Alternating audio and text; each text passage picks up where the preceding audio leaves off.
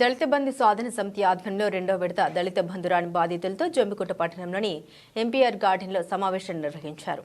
ఈ మేరకు జమ్మికుంట పట్టణంలోని ఎన్టీఆర్ గార్డెన్లో దళిత బంధు సాధన సమితి ఆధ్వర్యంలో పెద్ద ఎత్తున రెండో విడత దళిత బంధురాని బాధితులతో సమావేశం నిర్వహించారు. ఈ సందర్భంగా దళిత బంధు సాధన సమితి నాయకులు మాట్లాడారు. హుజురాబాద్ నియోజకవర్గంలో 5,000 కుటుంబాలు రెండో విడత దళిత బంధు నిధుల కోసం రావాల్సి ఉందని, ఇప్పటి వరకు నిధులు మంజూరు చేయకపోవడం ఏంటని వారు ప్రభుత్వాన్ని డిమాండ్ చేశారు. గత ప్రభుత్వం హుజురాబాద్ నియోజకవర్గం పైలట్ ప్రాజెక్టు పూర్తి స్థాయిలో మంజూరు చేయడంలో విఫలమైందని వారు తెలిపారు. ఇప్పటికైనా ఈ ప్రభుత్వం దళితులకు రావాల్సిన రెండో విడత నిధులను పూర్తి స్థాయిలో మంజూరు చేయాలని వారు కోరారు. లేని పక్షంలో హుజురాబాద్ నియోజకవర్గం నుండి మొదలుకొని రాష్ట్ర వ్యాప్తంగా ఆందోళన కార్యక్రమాలను చేపడతామని వారు హెచ్చరించారు.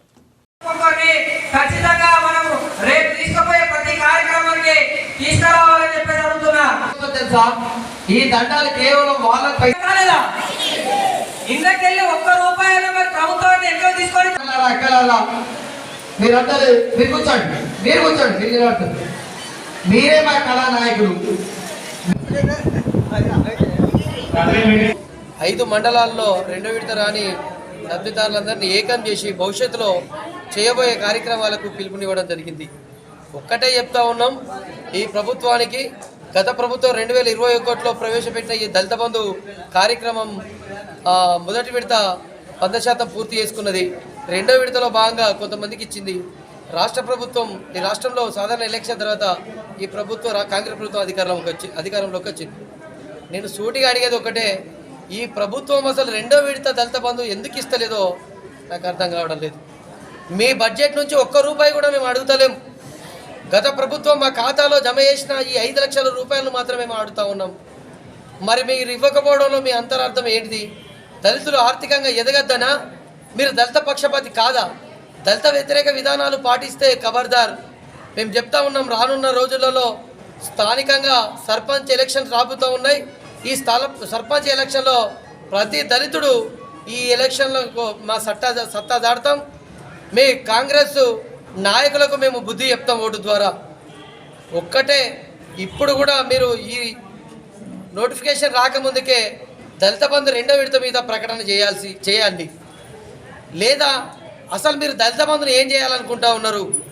260 కోట్ల రూపాయలు మా దళితుల అకౌంట్లో ఉన్నాయి.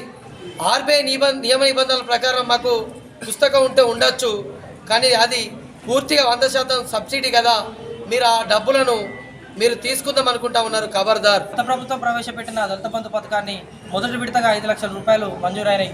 రెండో విడత విషయంలో పూర్తి స్థాయిలో ఈ గతంలో ప్రభుత్వం విఫలమైంది. మరి ఇప్పుడు సాధారణ ఎలక్షన్ తర్వాత కాంగ్రెస్ ప్రభుత్వం వచ్చింది. ఈ ప్రభుత్వం ఉన్న నిధులను పూర్తి స్థాయిలో మంజూరు చేస్తామనుకుంటే గత 10 నెలల నుంచి అసలు దళిత బంధు మీద ఎలాంటి ప్రకటన కాదు కదా, దాన్ని ఊసే ఎత్తలేదు. మేము 10 నెలల నుంచి దళిత బంధు సాధన సమితిగా ఏర్పడి మండలాల నుంచి మొదలుకొని జిల్లా స్థాయి, రాష్ట్ర స్థాయి వరకు కూడా అనేక కార్యక్రమాలు చేసినాము. ఇప్పటి వరకు కూడా ఇన్ని కార్యక్రమాలు చేసినప్పటికీ కూడా మరి కాంగ్రెస్ ప్రభుత్వం దీని మీద ఎలాంటి ప్రకటన చేస్తలేదు, అసలు దళిత బంధు ఊసెత్తలేదు. ఈరోజు దాన్ని నిర్వర్తించడానికే ఇవాళ సాధన సమితి ఆధ్వర్యంలో ఎంపీఆర్ గార్డెన్లో సమావేశం నిర్వహించుకున్నాం. దీని ఒక ముఖ్య ఉద్దేశం ఏంటంటే, ఈ రోజు నుంచి మొదలుకొని ఈ నెల 30 తారీఖు వరకు కూడా అనేక కార్యక్రమాలను తీసుకుంటున్నాం.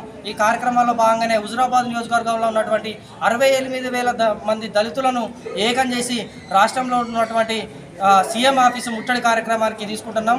నేను ఈ కాంగ్రెస్ ప్రభుత్వాన్ని ఒకటే వేడుకుంటున్నా, ఈ సాధారణ ఎలక్షన్స్, సర్పంచ్, గ్రామ పంచాయతీ ఎలక్షన్ల లోపే ఈ రెండో విడత నిధులు ఏదైతే ఉన్నాయో అది పూర్తి స్థాయిలో వారి ఖాతాల నుంచి వారికి మంజూరు చేయాలని కోరుకుంటున్నా. లేని పక్షంలో మాత్రం దళితుల కోపాన్ని, వాళ్ళ సత్తా ఏంటిదో ఖచ్చితంగా ఈ రాష్ట్ర ప్రభుత్వానికి చూపెట్టి ఈ కాంగ్రెస్ ప్రభుత్వానికి బుద్ధి చెప్పడానికి మేము సిద్ధంగా ఉన్నామని ఈ సందర్భంగా హెచ్చరిస్తున్నాను.